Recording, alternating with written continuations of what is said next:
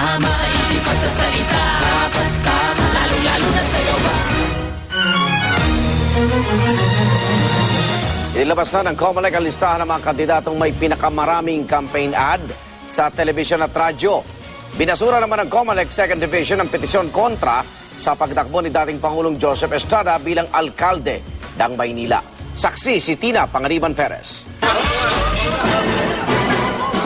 Nagpapasalamat daw si dating Pangulong Joseph Estrada sa pagbasura ng Commission on Election 2nd Division sa petisyon para i-disqualify siya sa pagtakbo bilang alkalde ng Maynila. Dismissed for utter lack of merit ang petisyong inihain ni Atty. Alicia Vidal na nagsabing di pwedeng kumandidato si Estrada dahil isa raw ito sa mga kondisyon ng kanyang pardon sa kasong plunder.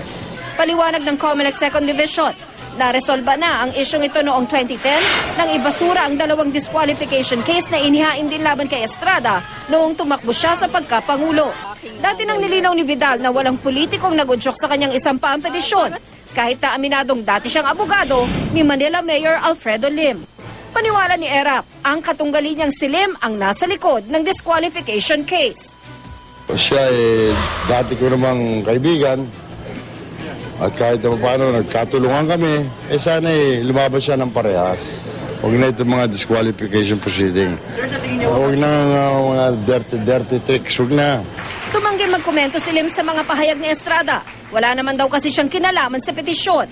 Ang Chief of Staff ni Lim na si Rick B. Guzman, itinanggi ring may kinalaman sila sa nabanggit na petisyon.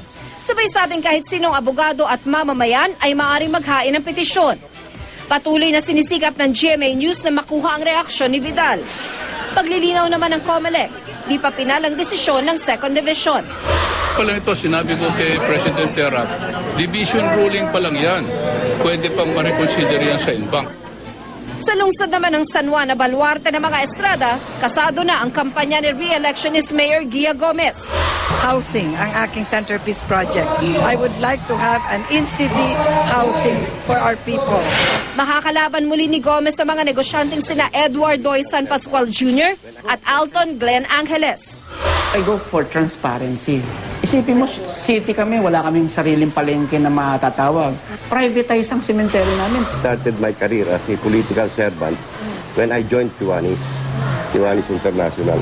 As an NGO, sabi ko pwede ko na pong implement yun dito sa San Juan.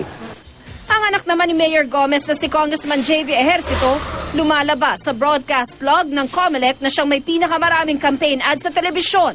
26 minutes mula February 12 hanggang nitong March 22.